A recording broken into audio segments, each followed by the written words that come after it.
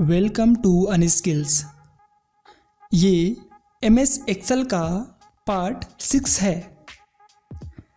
क्या हो अगर हम सारी वीडियो में ऐसे ही बोले और पूरा वीडियो ऐसे बना दें? तो जहाँ तक मुझे लगता है कि बहुत सारे लोग वीडियो छोड़ के भाग जाएंगे और कुछ लोग तो स्पीड में करके देखेंगे और उस केस में क्या होगा, उनको समझ में नहीं आएगा। तो इसीलिए हम लोग ये सारी बातें ध्यान में रखते हुए ये वीडियो को काफ़ी स्पीड में बनाते हैं ताकि आपको समझ में भी आ जाए और आपका टाइम भी बच जाए। तो आज की इस वीडियो में बात करेंगे हम लोग सेल फॉर्मेटिंग के बारे में। ऑलरेडी हम लोग सेल फॉर्मेटिंग के बारे में समथिंग जानते हैं, जैसे कि बोल्ड, अंडरलाइन के बारे में। ये सारी चीज़ें हम लोग अगली वीडियो में, पिछली वीडियो में देख चुके थे। तो आज की इस वीडियो में देखेंगे कि सेल फॉर्मेटिंग में हम लोग और भी चीज़ें क्या क्या कर सकते हैं। तो चलिए स्टार्ट करते हैं। सबसे पहले आपको MS एक्सेल ओपन कर लेना। ओपन करने के बाद यहाँ पे आपको ऐसा इंटरफेस दिखाई पड़ेगा। ऑलरेडी सब चीज़ें हम लोग समझ चुके हैं। तो अब यहाँ पे अगर हम कुछ लिखें तो ये बाय डिफ़ॉल्ट जो होता है ना, यहाँ पे जनरल फॉर्मेटिंग लगी होती है। जनरल फॉर्मेटिंग का मतलब होता है ये आपका टेक्स्ट और न्यूमेरिक दोनों स्वीकार करता है। जैसे कि यहाँ पे मैं 1 2 3 4 लिखूँगा तो ये इसको भी एक्सेप्ट कर लेगा, और ये लिखूँगा तो इसको भी एक्सेप्ट कर लेगा। तो इस तरीके से ये दोनों एक्सेप्ट करता है। आगे चलेंगे तो यहाँ पे हम लोग सिलेक्ट करते हैं। यहाँ पे अगर यहाँ पे क्लिक करेंगे तो यहाँ पे नंबर दिखाई पड़ता है। तो नंबर वाले में, नंबर के जो फॉर्मेटिंग में सिर्फ नंबर को स्वीकार किया जाता है। और उसके नीचे आपको करेंसी दिखाई पड़ रहा है। करेंसी के बारे में भी हम लोग बात कर चुके हैं। तो यहाँ पे करेंसी को यूज़ करने के लिए सिंपली इस पर क्लिक करना पड़ेगा जो सेल सिलेक्टेड है।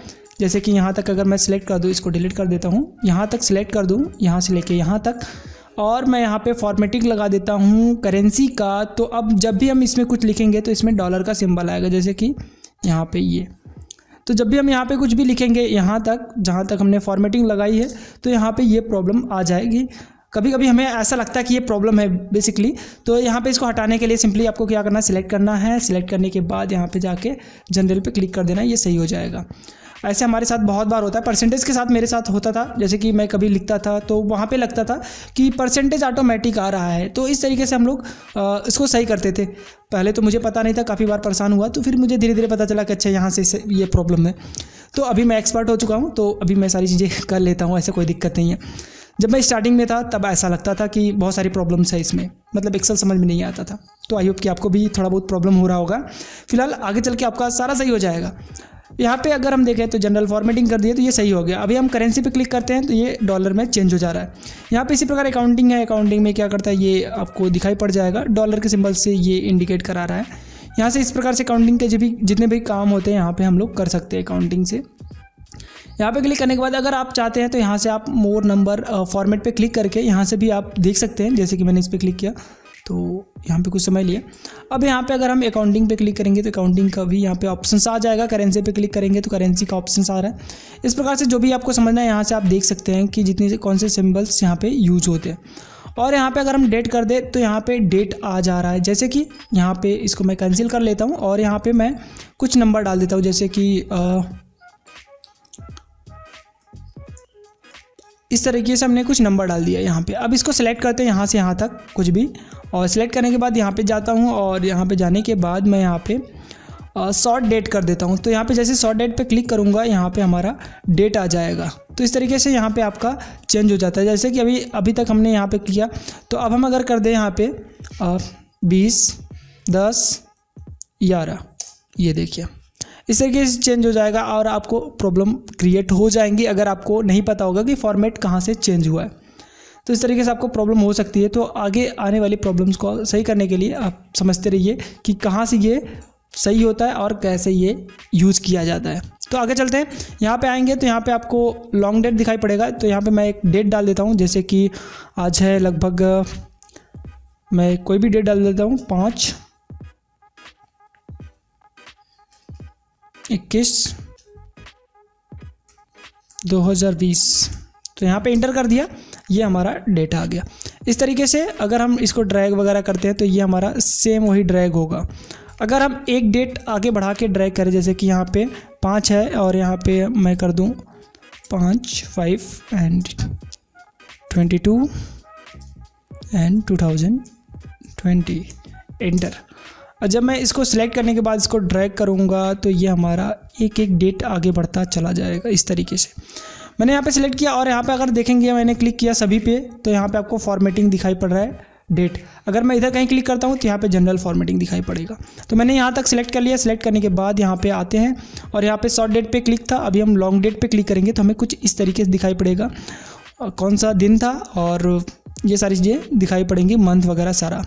इस तरीके से कुछ चेंज भी कर सकते हैं। जैसे यहाँ पे जाने के बाद आप मोर नंबर फॉर्मेट पे जाएंगे। मोर नंबर फॉर्मेट पे जाने के बाद यहाँ पे आपको तमाम प्रकार के फॉर्मेट दिखाई पड़ेंगे जो भी आपको पसंद है। जैसे कि कभी कभी आपको क्या होता है कि कितने टाइमिंग में हमने जो डेट दिया था वो दिया था, यहाँ पे आप सिलेक्ट करके ओके करेंगे तो यहाँ पे दिखाई पड़ेगा। और डेट एंड टाइम का शॉर्टकट की भी आपको बता देते हैं साथ ही साथ। तो कंट्रोल के साथ जो कॉलम होता है उसका यूज करते हैं। एंटर करेंगे तो यहाँ पे आपका टाइमिंग आ जाएगा, डेट आ जाएगा सॉरी। और कंट्रोल शिफ्ट और कॉलम का यूज करेंगे तो यहाँ पे आपका टाइम आ जाएगा। इस तरीके से डेट एंड टाइम का यूज करते हैं। आगे चलते हैं। जैसे कि मैं थोड़ा सा आगे आ जाता हूँ। को सिलेक्ट करने के बाद यहाँ पे आ जाते हैं ड्रॉप डाउन लिस्ट पे। अब यहाँ पे टाइमिंग है तो टाइम पे क्लिक करेंगे तो ये हमारा टाइम में कन्वर्ट हो जाएगा इस तरीके से। जैसे कि अगर मुझे यहाँ पे क्या हो गया कि मैंने यहाँ सिलेक्ट किया और यहाँ पे टाइम यहाँ पे क्लिक कर दिया। अब मैं डाल रहा हूँ यहाँ पे 01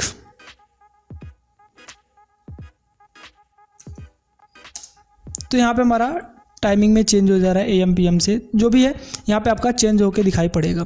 जैसे कि अगर मैं यहाँ पे लिखूँ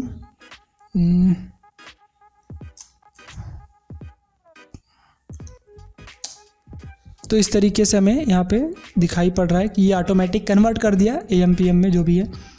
तो यहाँ पे अगर हम चलेंगे आगे और इसके नीचे देखेंगे यहाँ पे हमें और भी फॉर्मेटिंग जैसे कि परसेंटेज तो इसका यूज़ होता है। जैसे कि अगर मैं सिलेक्ट कर लूँ, ये परसेंटेज के साथ मेरे साथ बहुत प्रॉब्लम हो रही थी तो इसको आप भी समझ लीजिए। जैसे कि परसेंटेज है तो कभी कभी क्या होता था कि यहाँ पे परसेंटेज लग जाता था।